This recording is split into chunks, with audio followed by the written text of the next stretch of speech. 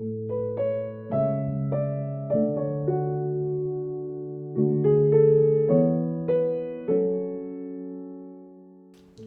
everyone, I am Christina Reisinger from ChristinaReisinger.com, and my husband Caleb and I are back again to talk to you about grief and some of our grief discussions.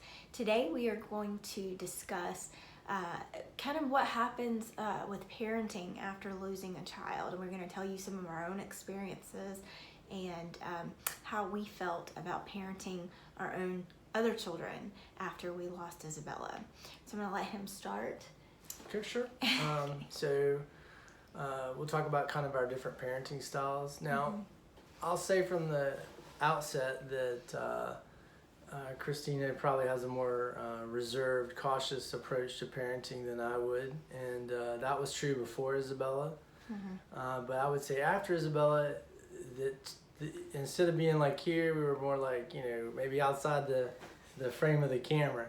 So definitely after Isabella, her parenting became super cautious, I would say, about the other children for fear of losing another child. I kind of felt like I stayed about the same, or either worked hard to be a counterpoint to her cautiousness by being, I wouldn't say risky, but letting the kids have a lot more free reign. Right, yeah. So what happened in my own grief journey and losing her, I was already, like he said, what you would call, I guess, a helicopter parent or something like that, and one of these that wants to make sure everybody's okay. And but after Isabella passed away, my fears intensified, and so just allowing our children any freedom to do things was just really, really difficult for me. And Caleb would, kind of try to get me to loosen up. And it's just, recently that I think I've started to let some things go. He'd probably tell you that not everything, but No, you're doing a lot better. Doing a lot better. So, but yeah, I was terrified to lose another child, and I think that's a very justified, valid fear. I mean, we are not supposed to have a spirit of fear. We're supposed to understand, if we are God's children, that He takes care of us, and that we are not supposed to be afraid. But as a human who had lost a child, I was very much afraid to let them live, I guess, and probably, because I know Caleb said that we should allow them to make some mistakes. We had this kind of, absolutely. I don't think we go for undue risk, or we go certainly don't push them to do things that we know has a high potential for injury necessarily, or get hurt.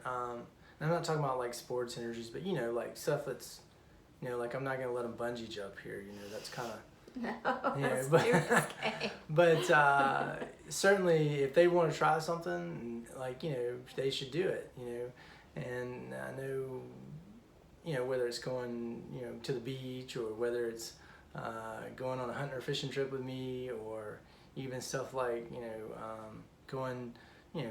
going out to the park or things like that. I know you tended to be more cautious because after Isabella passed away, like, I don't know, what happens if this happens or that happens. And because I saw dangers everywhere. I mean, the cars on the road, that people not paying attention, and fear of someone taking your child, and just so many things that some of them seem a little irrational. Yes, things do happen, but I think that what he has taught me is that when you allow people a little bit of independence, it builds confidence. And so by holding them back, I guess maybe I was instilling my own fear and transferring it onto them, so that they're maybe more prone to get hurt, I guess. Yeah, so we want to frame in whatever they're doing so that there's not serious injury, but at the same time, I'm not going to rob them of an opportunity because I'm scared something might happen to them. If they want to try something, they should go for it. Right, and really that's what it is an opportunity for growth. And I was always seeing it as something, horrific that would happen. And I think that maybe if you are a parent who has lost a child, or you're in another situation where you're grieving someone you lost, there are a certain amount of fears that you have after that loss that may go into whatever your life is now. And I want to first of all tell you, if you are in the space that I was in, that's probably pretty normal. However, just like Caleb was saying, it doesn't have to be like that. It doesn't have to be in a place where you're so confined. No. You know, and it can be a place for growth. Sure. You know. And it depends on the type of person.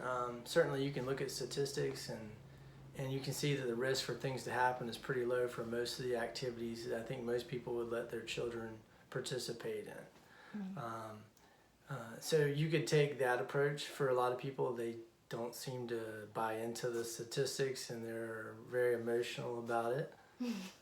But at the same time, you have to, and I'm not sure if everybody agrees with this, but certainly we're not in control of everything. We're in control of very little.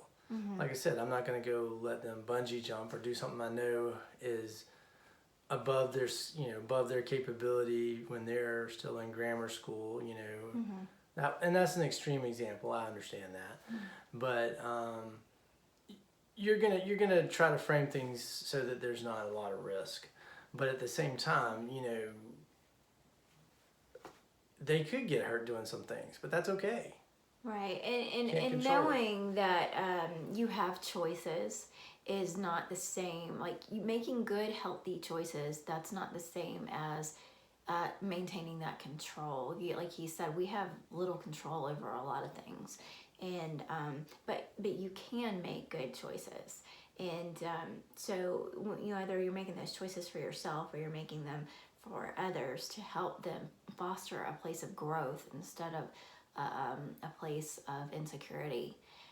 That is very helpful. I mean, things can, I guess, be viewed in a lot of different perspectives, but that's kind of where we have come to. And we're not by any means lackadaisical parents. I mean, I don't want you to get that wrong idea, but we have come to kind of more of a middle ground now, I would think, where sometimes so sometimes, where we can, I give a little and he kind of gives a little, and we work it out. Yeah, and I like to be like, whoa, watch, let's see what happens. And sometimes that turns out good and sometimes it doesn't. Yeah. But it's the way I think it has to be. Yeah, and I have a hard time holding back because I want to jump in, and he's just like, wait, just watch. Let's just observe, But so what kind of tips would you tell parents who have, because it is a true fear? I mean, what I know we've talked a little. Just, especially, as a couple, one may see this that the other one doesn't see. And the tipper is going to be when you see the parent who's struggling and is fearful now for their other children is when, and hopefully it's just one. I mean, it's going to be hard if it's both parents that are like this. But if something that you would have done before, now you feel like you can't do it, then that's an easy giveaway that you've changed and now you're being perhaps fearful when you shouldn't be. Mm-hmm. If you let your kid do something before and it wasn't a big deal, and now you're like, oh no, something might happen mm-hmm. because my other child passed away, then that's a real big giveaway that maybe you're being scared and mm-hmm. you're afraid, and you need to step back and think about, like I said, you're not in control. You let them do this before. It's not something that's outside the realm of normal that they should be doing as a child. They should be doing these things, and you should be doing this with them or taking them here or there or whatever. And you just have to recognize that and try to let them go ahead and do that, and not, because what you're doing ultimately is you're hurting them. Yeah. And again, I want to validate the fact that, it is a true concern, and it is something that I believe is probably normal. At least it was my normal. And I still struggle with it. So it's not something that I am over and that I am just, go do whatever. But what I would suggest as someone who is on that part of the spectrum as far as being the fearful one is to take it really small steps. Allow yourself to be comfortable in the uncomfortable one step at a time. And that's kind of how we grow anyways, right? So you know, by allowing a little bit and then saying, okay, well, I'm sitting in this moment and it's good, and I can allow a little bit more. And so you're growing, and you're allowing your children to grow, and your marriage is growing. So it kind of helps all the way around, don't you think? Absolutely. So we thank you for joining us today, and we ask that you continue to be blessed and bless others. Don't hold back from leaving comments for us. Let us know what kind of things that you'd like to hear from us, and hope that you guys are well. Absolutely. Bye. Bye.